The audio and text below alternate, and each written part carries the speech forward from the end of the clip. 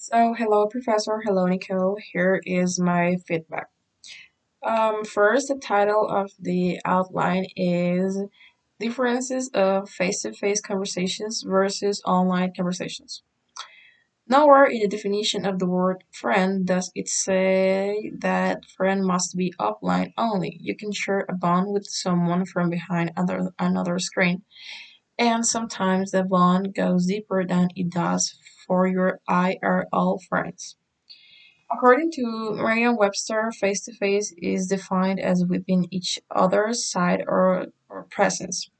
On the other hand, online is described on Merriam-Webster as the element connected to, served by, or available through a system, and especially a computer or telecommunication system.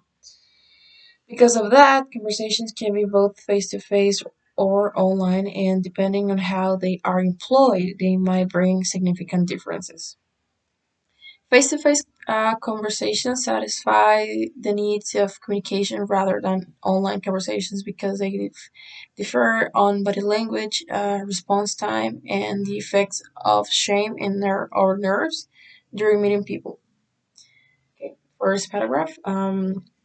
Face to face conversations are different than online conversations because the speakers can observe their body language and facial expressions. Face to face conversations allow you to see the person's body. Meeting people online does not let us notice people's body language or facial expressions since we're not seeing like them.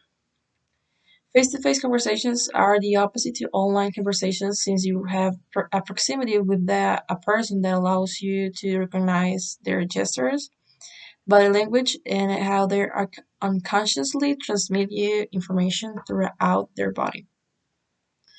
Second paragraph, the response time in a conversation varies if it is face to face or online. Face to face is faster. The person must answer immediately to have an effective and realistic communication process. In online conversations, the person can respond when they can. Um, this allows them to think about their answers longer. Face to face conversations are completely different from online conversations because response time varies also if a person doesn't feel comfortable with the topic. They are free to ignore the message, but in person this is not possible. Third paragraph, the effects of shame or nerves during a conversation could differ if it is face to face or online. Face to face conversations do not give ways to deal with shame or nerves since speakers are in front of someone else who's watching them. Yet, speakers have to deal with the situation. It helps extrovert people to develop better during their conversation. Online conversations give the chance to avoid face to face talk, and speakers can answer when they want since they are not really seeing each other. It helps introverted people to develop better during the exchange.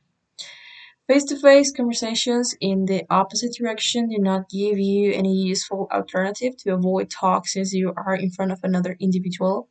Nevertheless, in online conversations, you not sorry, one can stop answering messages or turn on their camera to feel less shame or nerves. Conclusion, overall, face to face conversations is the most useful communicative alternative rather than online due to different details, as mentioned before. Face to face conversations promote a more effective communication rather than online conversations since speakers can observe each other's facial expressions, have efficient response time, and they can improve their shame or nerves during meeting people. On the whole, face-to-face conversations are better because of the way they involve people on the topic due to faster response. Still, it is vital to acknowledge if people's personality and mental health may affect face-to-face and online encounters. If so, how? Okay, now the feedback, the introduction is really good because you start with a quote, so that gives that catches the attention of the reader really fast. The body paragraphs are really connected. Your ideas are really represented in the outline, and they are well developed. And the conclusion is really strong because you're giving your point of view, but also you're leaving that door open at the end of the outline with that question. Yes, you used evidence. Your ideas are logical. They have a sequence, and they are, as I said before, well developed. The only recommendation I would tell you is to use a little bit more of synonyms. This is because you repeat a lot the word conversation, and I know that this is a topic about conversations, but maybe you can replace those words, for example, chat or talk or something similar to not to repeat that word that many times. Just a few grammar mistakes. You're missing some commas, but besides that, I think it's a really good outline because you represent your ideas really well and you develop them really well as and I think it's really good. That would be my feedback. Thank you so much.